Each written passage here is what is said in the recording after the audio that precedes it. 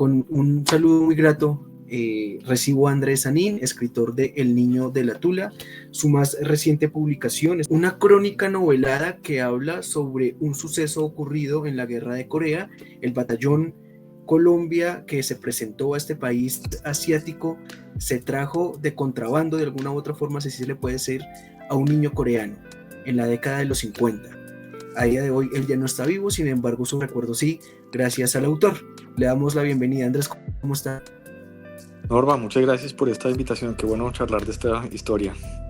Claro que sí, una historia que usted conoció hacia 2018-2019 y a la cual le hizo un reportaje para Los Informantes de Caracol. Este fue el momento exacto en el que conoció la historia e inmediatamente hizo la crónica, ¿o la había conocido con anterioridad? Sí, ahora usted como que hace el resumen, casi que no me la creo, ¿no? O sea, uno dice qué historia más rara, ¿no? Bueno, venga, le Sí. cuento.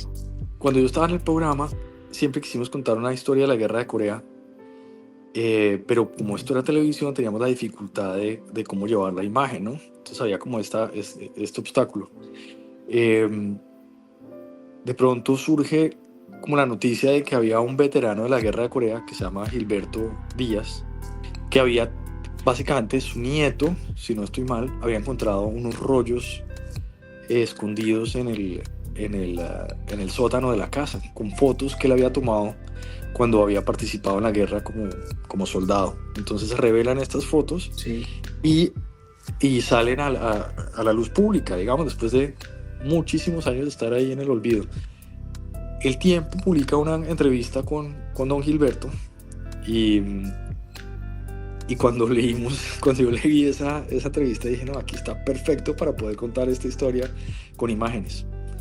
En esa entrevista, él como mencionaba a este niño, pero lo mencionaba como de pasada, era como casi una nota al pie de página, ¿no? Y el periodista nunca le preguntaba más por el niño ni nada, ¿no? Como que pasó desapercibido ese dato. Entonces, ¿qué ocurre? Yo voy a la casa de don Gilberto y hacemos una entrevista larga. A mí me gustan las entrevistas largas. Eso es parte como de una de mis taras. Entonces duramos ahí hablando 3 horas grabando de cada detalle de la Guerra de Corea, en fin.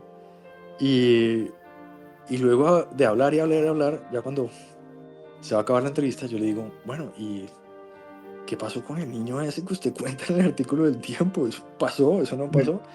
Me dice, sí, claro, no, todo eso es real. No, venga, cuente más. Entonces él empieza a contar lo que él se acordaba del llamado Niño de la Tula.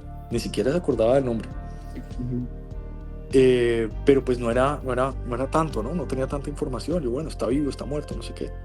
Y ahí como que me obsesioné con esa historia. Publicamos primero un reportaje sobre don Gilberto y pues se llamaba como el fotógrafo de la Guerra de Corea. No me acuerdo exactamente el nombre. Quedó muy bonito ese reportaje, pero yo quedé con ese bicho, ¿no? Tengo que encontrar al niño de la Tula o a alguien que lo haya conocido. Y ahí empezó como toda esta búsqueda obsesiva.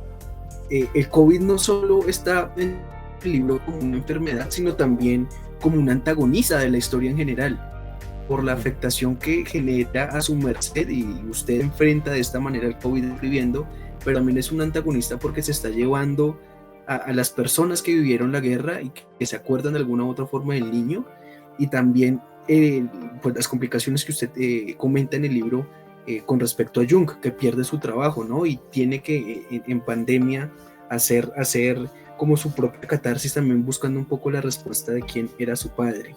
Entonces me parece muy interesante el papel que le da el COVID, además de solo la enfermedad. Es un antagonista completo de la historia, ¿no? Y en parte a veces parece ganar.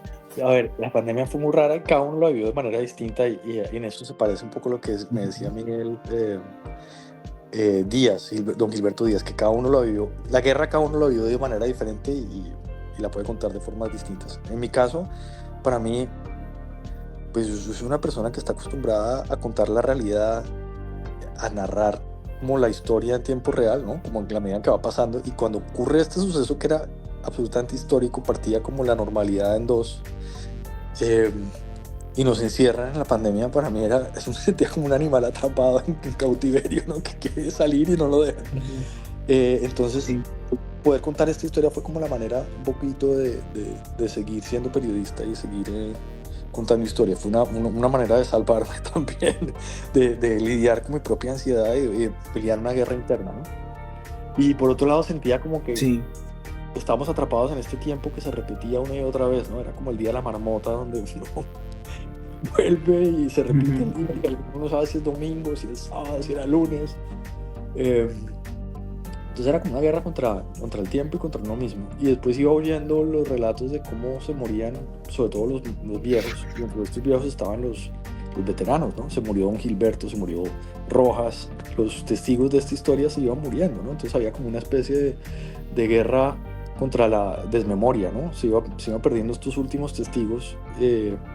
de esa guerra olvidada, y se iba perdiendo la posibilidad de terminar de contar la historia, ¿no? Entonces sí hay un relato ahí agónico. Y usted divide este libro en tres partes, ¿no? Son tres líneas argumentativas las que van andando con el fin de responder esta pregunta: la guerra, el viaje y su perspectiva de los hechos. Pero al final todo confluye y queda en su perspectiva. En los últimos capítulos, si bien es cierto que aún se divide con el viaje y posterior al viaje, al final todo concluye en su visión de todo lo que recolectó, la información que logró recolectar y cómo termina afectando de alguna u otra forma incluso la relación que usted tiene con Jung. Hábleme un poco de cómo pasar de tener tanta información o tener mucha información a entrar al nivel de la especulación y que a su vez sirve, ¿no?, como ficcionalizar esta crónica. Cuando estudiaba literatura, parte de lo que uno leía eran las crónicas de Indias, que son como los primeros relatos, las primeras crónicas de lo que era este mundo y tal, y ahí uno empezaba a ver que era un género de ficción hasta cierto punto, un género literario, ¿no? Hasta donde, digamos, Claro. los intereses, las subjetividades del que narra esa nueva realidad también están alterando la realidad, ¿no? No es no hay completa objetividad ni nada, ¿no? Empiezas a leer uno también a Hayden White, que es alguien que problematiza la narración de la historia, mostrando que incluso la historia está construida con lenguaje, y el lenguaje nunca puede captar del todo la realidad como es, ¿no? En la medida en que uno va escogiendo palabras, también va ficcionalizando la realidad que está narrando. En la medida en que uno estructura un relato, también está poniendo su perspectiva en esa realidad que está contando, ¿no? Entonces, pues aquí estaba todo eso, sumado al problema también de los testigos, ¿no? Los testigos son personas que pasaron por la guerra, que tuvieron psicosis de guerra, y que a veces del todo no saben saber si lo que vieron, como lo percibieron, es fruto de su propio delirio o de lo que ocurrió, ¿no? Ha pasado mucho tiempo, además. Entonces hay como esas otras capas también que dificultan todavía más esa reconstrucción.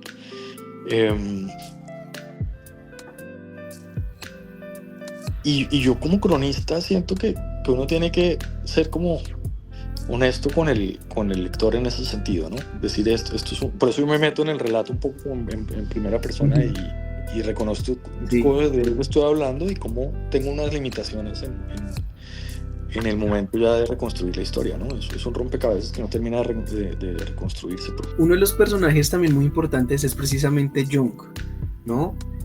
Hemos hablado un poco de él y él tiene una promesa que no sé si la ha cumplido. ¿La cumplió? Él logró llevar los restos de su padre, las cenizas de su padre, a Corea para juntarlo a su madre y cerrar ese círculo. ¿Sabe de él?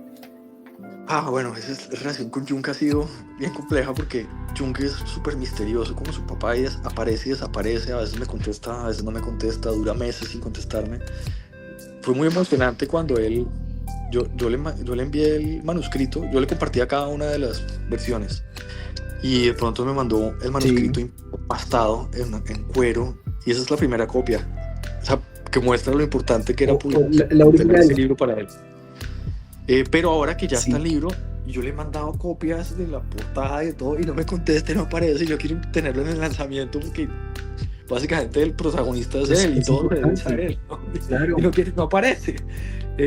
Lo último que supe fue que estaban en un proceso, estaban por vender la casa de su papá y que estaban en un proceso como de reconciliación con el hermano, lo cual me genera como mucha esperanza.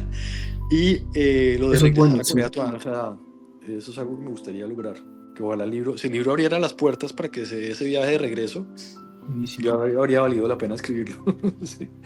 Usted duró aproximadamente 7 años investigando y escribiendo esa historia. La pregunta que le voy a hacer puede ser un poco difícil de responder, pero en una frase, ¿cómo describiría este libro?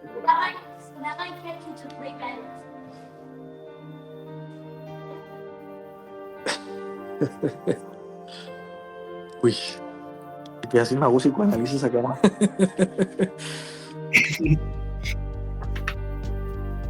Ay, pucha. Iba a decir un triunfo con sabor a derrota, pero es que a veces me gusta. Muy buena frase. O puede ser al final, al revés, ¿no?